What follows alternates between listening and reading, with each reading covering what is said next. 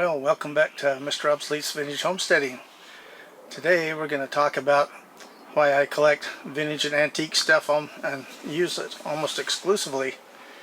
And so, number one reason, it's almost always better than the new stuff you can buy today.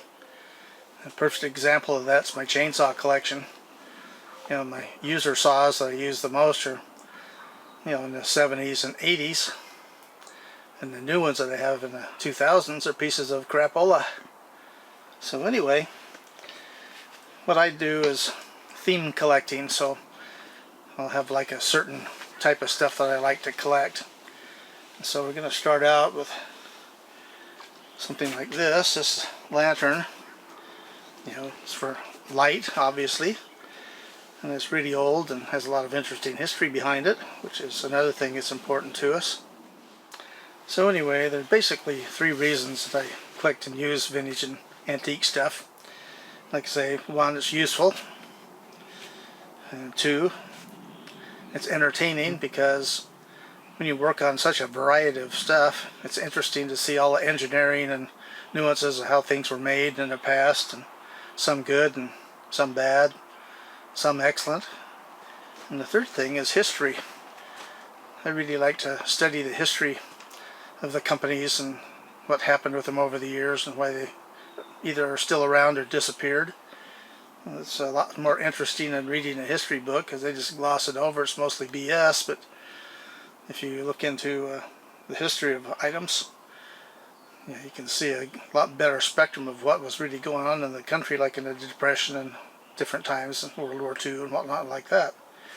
So the first thing we're going to work on is Marshall Wells Hardware Company. That was a big conglomerate in the Midwest. And get my notes here. They started in 1886, and it was called Chapin and Wells Company. And in 1893, A.M. Marshall bought the company and changed it to Marshall Wells. And it was like Sears and some of the others. It had tools and household items, just everything you could think and need, especially rural areas, farms and stuff like that. It was interesting, like I say, to know the history, because they were a big supplier of tools and equipment and all that stuff for years and years. And they sold out in 1973 and disappeared. But anyway, we'll talk a little bit about the lantern. This is a big one. This is actually made by Dietz. But down here it has an arrow and it says Mars Wells. And then on this side it says number 2 Cold Blast. This was really a premium lantern. Most of them, if they have a hand bale like this, they just flop around, even on a lot of these. But this one actually has a place in there that holds it, so you can put it down. It'll stay up when you want it. That makes it a lot handier for, like, if you're going to be hanging it up on a hook or something like that, instead of trying to hold it. And so little things like that shows the genius of people. It's interesting to think back that all this great stuff was made without computers. And today, without computers, we'd be back in the Stone Age, because the crop of dummies we got growing up today don't even know how to read a clock. So anyway, like I say, useful, interesting, fun to have, and great history.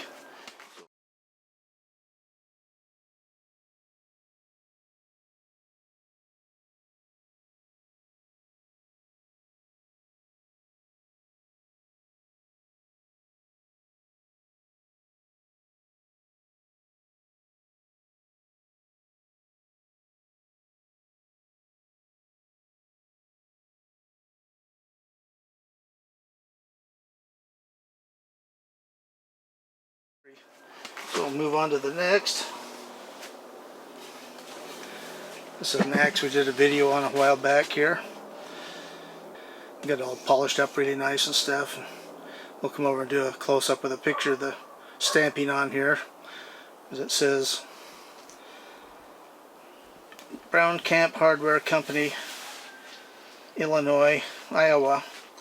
and then their logo in the center is IOA. That was kind of their thing, but this is really a super nice premium axe. And did a new handle and all that stuff on it, but there again, like as I go back and watch some of our older videos, so there again we got, it's useful, it's interesting, it has great history behind it.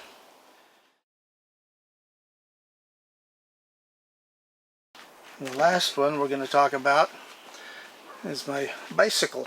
It's an 1898 IOA again brand. It was made by the Rambler company actually originally, and we'll put up a little clip of the video.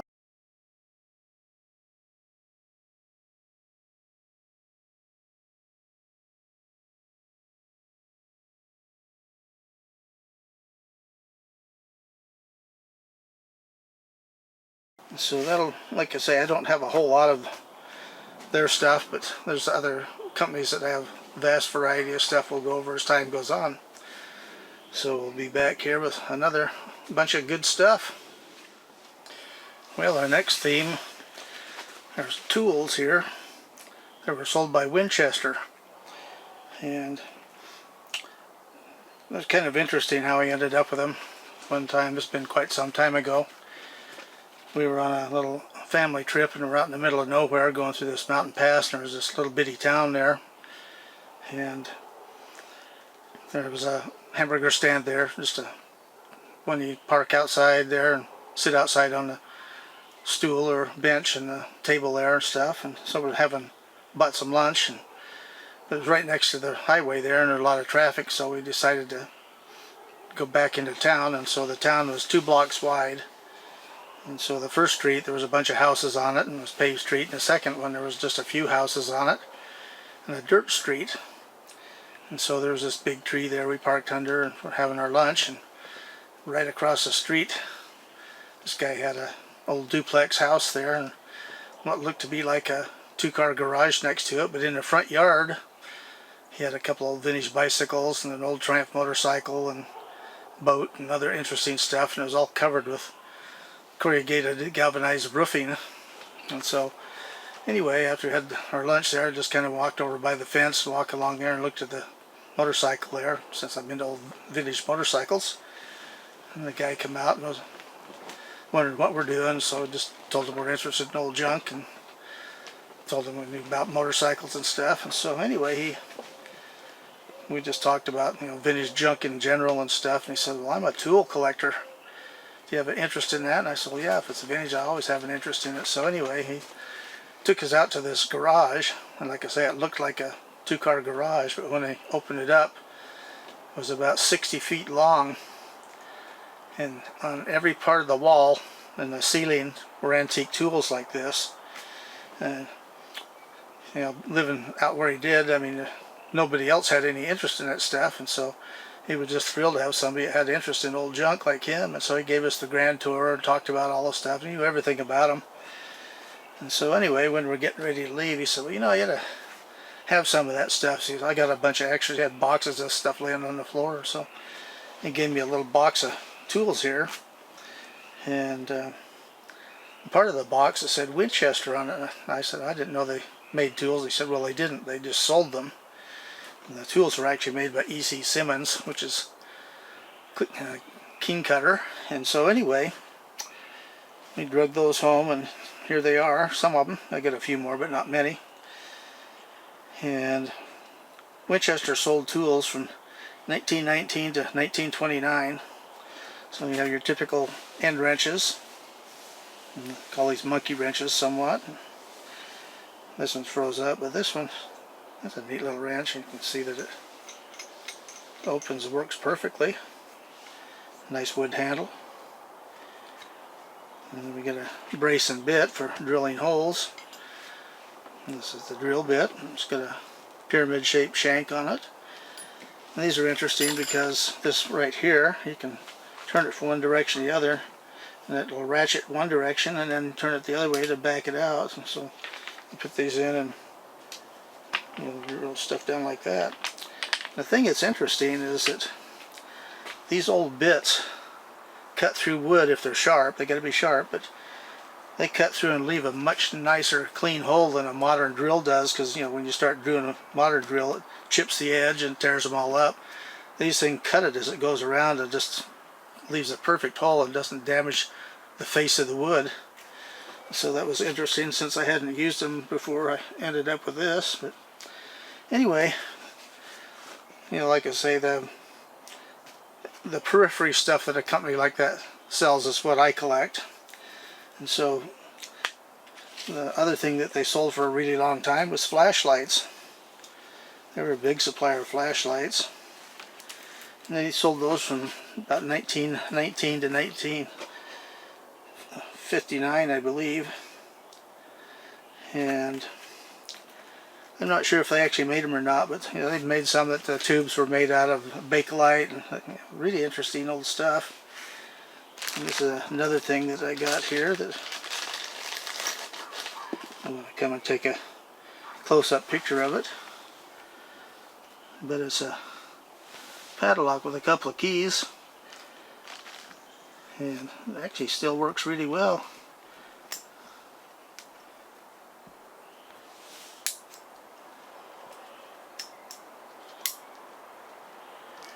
It's got the name across here, and like I said, we'll come up and do a close-up of it in a bit here. But the other thing that they sold were axes and hatchets, and they didn't actually manufacture them, but Keen Cutter was the main supplier, and then there was also another company that made them, was Barney and Barry.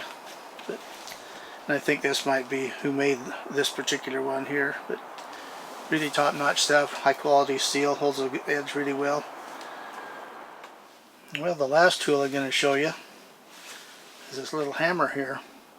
Do a close-up, you can actually see the logo on it. It's new old stock, but it's for smithing and stuff like that. And what I use it for is that, you know, I've collected and repaired antique and toy trains forever, and a lot of times you need a small hammer for putting on a wheel or different things like that. And this is interesting because it has a magnifying glass right here, so that, you know, if you put on a wheel and then you need to check it to see if it's the right depth on the axle and stuff, you can just sit there and look right down on it. So that's a very interesting piece. And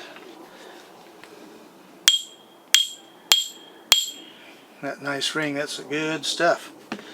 So anyway, I got a couple more Winchester pieces to show you and be right back.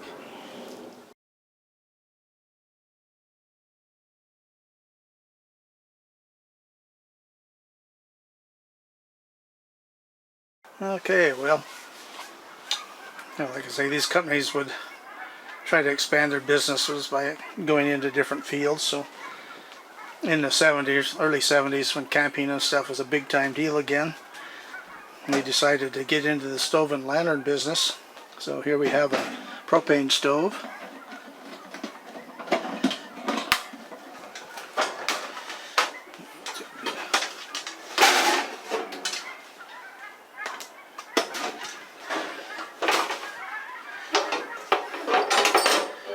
Kind of interesting because it's kind of a cheapo setup, but anyway, there's not much to it. You got two burners here, and this is where your fuel hooks up here. So we'll put this on here.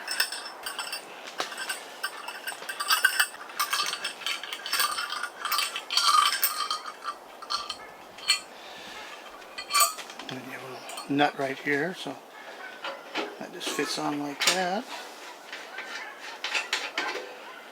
And there again, they went propane because it's a lot easier and simpler than gas. So anyway, I'll light it up here. Let's see, it works pretty good. And you have your wind wings here.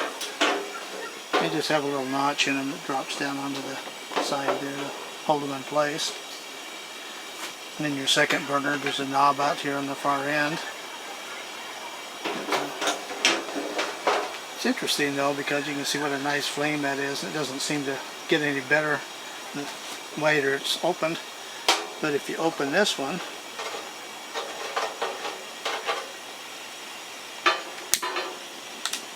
Doesn't have much of a flame.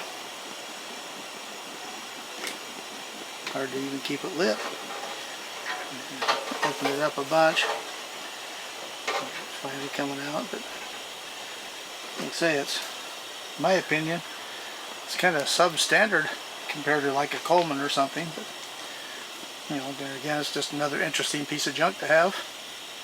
That way you have tools, and you can have a stove or a lantern, and you know, that way you can justify collecting old junk. So we'll be back. Well, the last thing that I'm going to show is, this was in a recent video. I'm talking about propane lanterns, but like I say, this was made by Bernzomatic for Winchester. And this is new old stock in the box. So set out the stuff.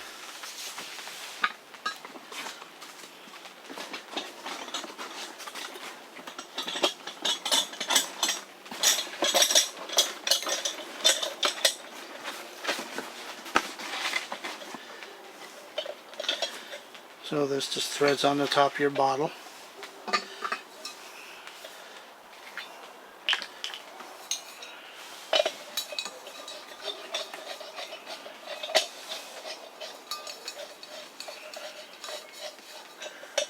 It fits in the base, but it fits down in the center there. There we go. You can see it's a single mantle. Still has the original instruction sheet with it and whatnot. Then we have some extra new old stock mantles for it. Trailblazer by Winchester. So here it is. Like I say, it's new old stock. It says Trailblazer right across the globe here.